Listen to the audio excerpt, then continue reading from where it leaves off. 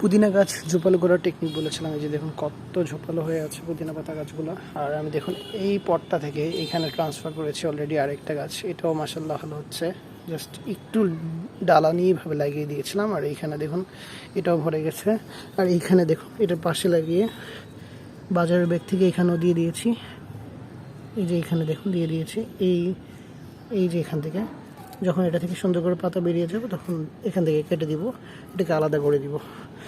So আপনারা পুদিনা পাতার আগাগুলো যদি পিঞ্চ করে দেন তাহলে কিন্তু অনেক বড় হবে। আর আমি যদি দেখেন আমি কিন্তু অলরেডি পাতাগুলো খেয়ে নিয়েছি। এই যে দেখুন সবগুলো পাতা খেয়ে ফেলছি নিচে থেকে, আর উপর থেকে পিঞ্চ করে দিচ্ছি। দেখুন এগুলোর মাথা নেই, দেখুন মাথা নেই, দেখুন এটার কোনো মাথা নেই। কারণ এখন যেটা হবে যে এই ডগাগুলো দিয়ে সবগুলো থেকে পাতা বেরোবে।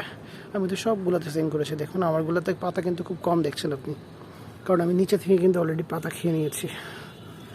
সে কারণ আমি যদি না খেয়ে নিই এখানে দেখা যাবে যে এগুলো অতিরিক্ত ঝোপালো হয়ে যাবে। যেমন এই সাইডটা তো অনেক ঝোপালো হয়ে গেছে, আমি জাস্ট খেয়ে গুলোতে পাচ্ছি না।